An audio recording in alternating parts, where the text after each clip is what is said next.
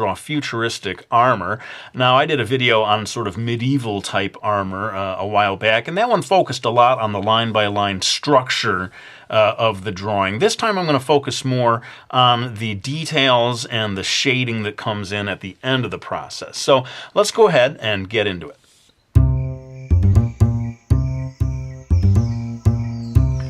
Alright, so I've got most of my basic guidelines in place, and I just want to explain here, because I think a lot of people will look at this and say, do you expect us to draw what you just drew? And you did it all in time-lapse? That's ridiculous. No, I do not expect you to draw exactly what I've just drawn here. A couple of things. I feel like in the realm of futuristic armor, everyone should come up with their own design. That's why I didn't want to sit here and say, here, put this line here and put this line here. Come up with your own design. No one can tell you what is a good design and what is a bad design. It's entirely up to you, right? And the other thing is, like I said before, I've done an awful lot of videos that focus on the structural lines, because that is, to be honest, the most difficult part, usually. Starting with the blank page, and I did want to try at least one where we focus more on the details. Speaking of which, that's what we're going to do right now. I'm going to zoom in here on this area of the helmet and show you how to refine this sketchy area into something a little more detailed. So this design is inspired quite a bit by the sort of halo-type futuristic armor. I did want to make sure that it wasn't just a total copy of that style of armor, but you do see this sort of big visor area, and I decided to split it into sort of two side-by-side sections with almost looks like a mohawk, maybe, coming up here on the top. And another thing that I've decided to do, just to sort of mix it up a little, is to get a sort of telescope-type visor thing in here that I imagine the character might be able to flip down from above or something like that. I don't know if that makes a whole lot of sense within the realm of sci-fi. But this just sort of shows you how you can take a fairly basic structure and begin to add extra details to it that will take it to a higher level. I've decided to give almost like a wing-type structure coming up off the side of the head. Oh, and I should note, a lot of you have probably noticed that I put down a very noticeable dark gray tone, a wash in watercolor before I even began this illustration. And the reason I did that is towards the end I'm going to use white gouache to add highlights and so forth. And if you start with a dark gray area to begin with, then those white highlights will really pop and show up much more clearly. So I've decided that my design of futuristic armor has basically the two areas. There's the armored section, the very even, strong, bold areas that are true armor, and then more flexible cloth-like area down here. And for me, those I've decided will always have these lines, these sort of horizontal lines that separate them from, it sort of divides visually your drawing into two separate subsections. There I go, using the word subsections again. What is with the word subsection? It's the new indicate. But I find it more interesting if you find that the entire surface of your design looks similar, that it's all made up of one thing, somehow it just becomes visually boring. Whereas if you're able to divide into, think of there being two types of surface, and then you divide the surface of your armor into those two different types, like in my case, this more smooth armor surface, and then these subdivided areas, that it just makes it more visually interesting. Then there is a central portion here. I think if we're still within the video frame, that I can talk a little bit about the chest area. The chest plate area is divided right down the middle by a central triangular structure Again, you know, I feel everyone should come up with their own design, but if you are starting from the beginning looking for pointers on how to design one of these things, I think it's helpful to have a central structure like this that divides the two sides, and then everything else builds off of that. Like I've come up with a kind of collarbone type of a structure here that goes across, almost creates like a cape type of a feeling. And again, I think I'm going to have to move on. I'll maybe show you real time one more subsection of this illustration, and then we're going to start moving into the more finishing touches, which, like I say, I want to be the focus of this video. So I thought I'd show you this section of the arm here and how it also is going to follow that same idea of the two types of surfaces.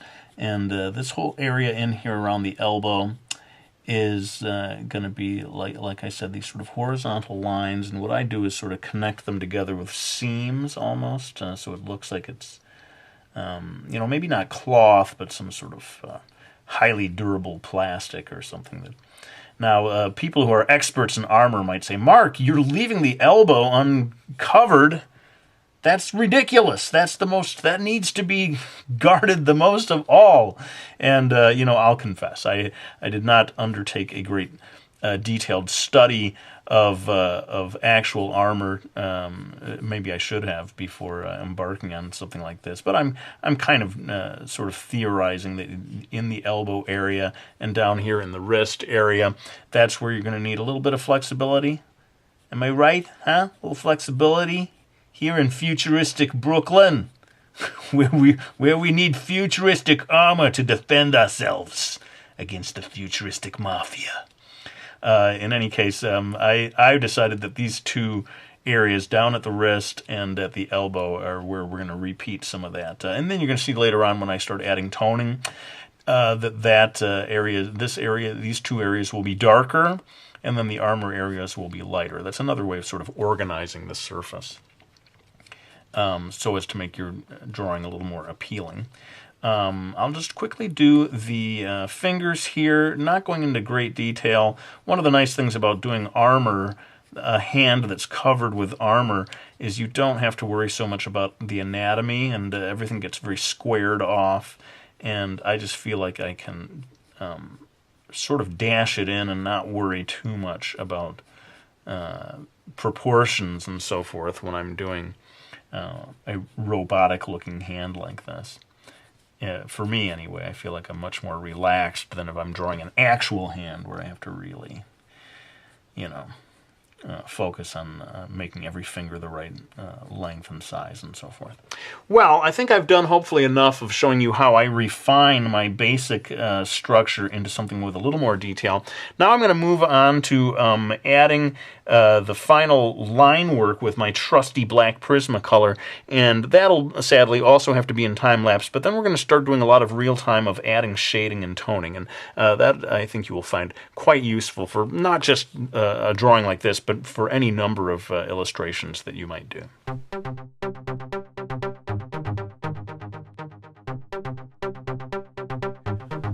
Alright, well now we're finally going to move on to the real focus of this video, those of you who are still watching, because I think a lot of people have thrown down their pencils in disgust. I can't keep up with this!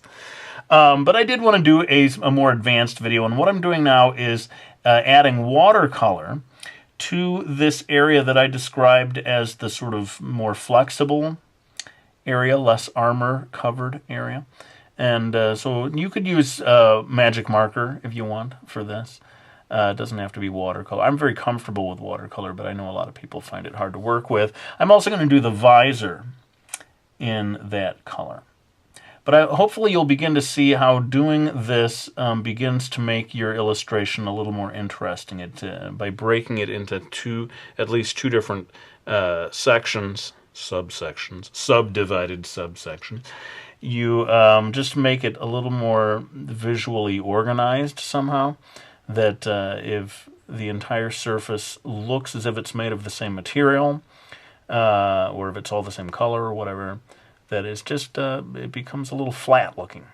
So that is why I'm going in like this to all of these little areas that I think of as some sort of highly advanced durable plastic, the spandex of the future. I'm probably using the word spandex incorrectly there. Someone was saying, no, that's lycra.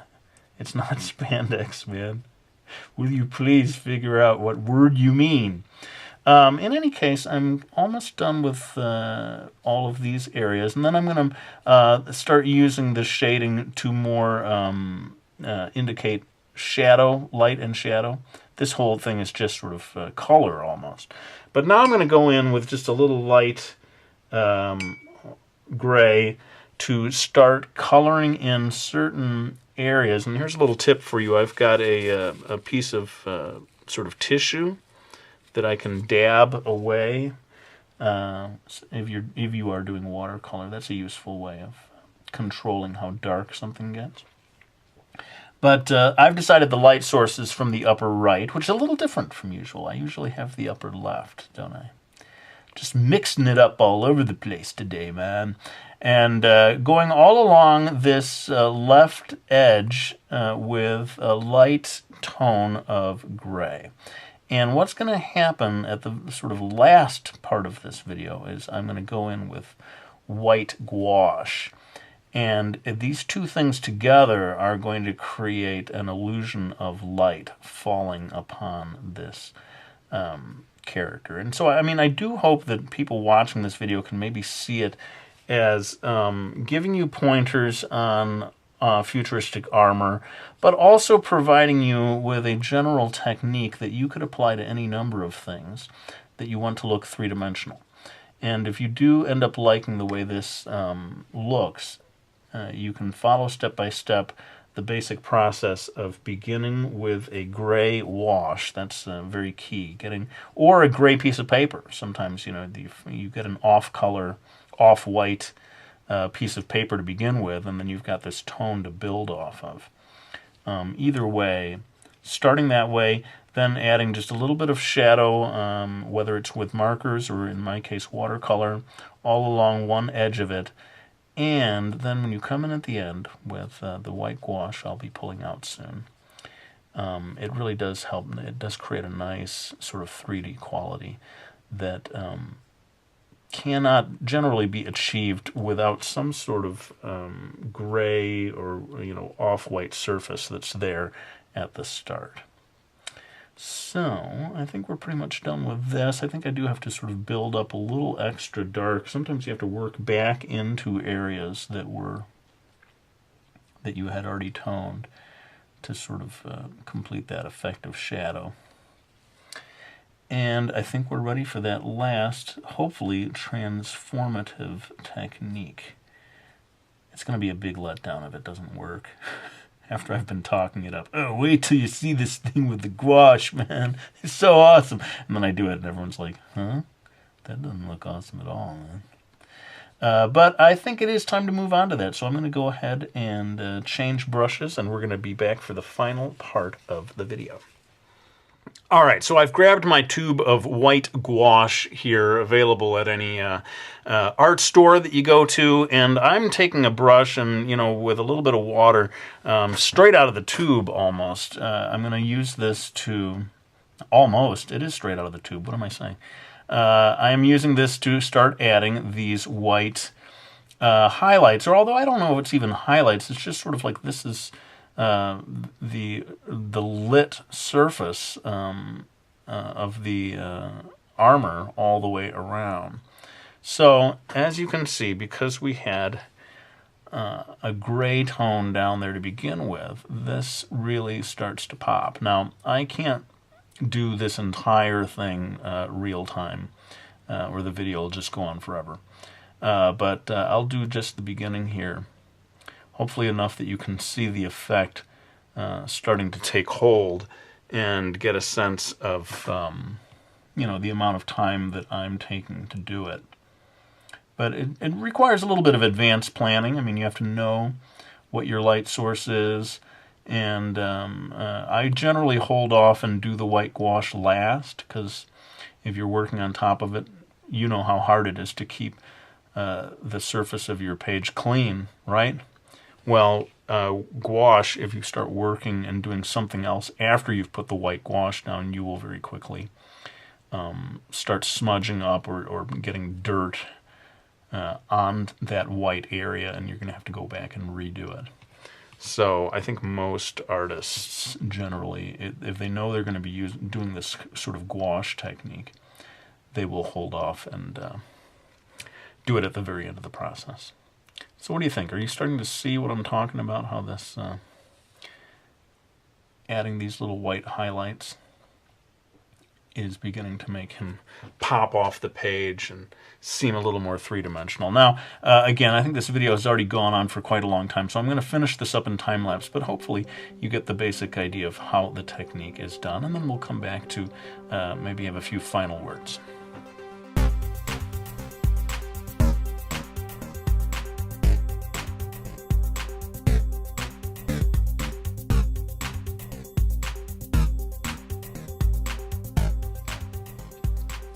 All right, well, there you have my technique. I hope you can use it in illustrations of your own. And let me just tell you, this illustration is not done. I have not done the background yet. I'm going to do that at the very end of the video, so stick around if you want to see how that turns out. But I want to reassure anyone who has subscribed to me hoping to see the Realism Challenge videos, I will be doing more of those, possibly even within the next week or two. So thanks for your patience. But for now, let me thank anyone who has supported me by getting any one of my books. We've got the Brody's Ghost series, 3 books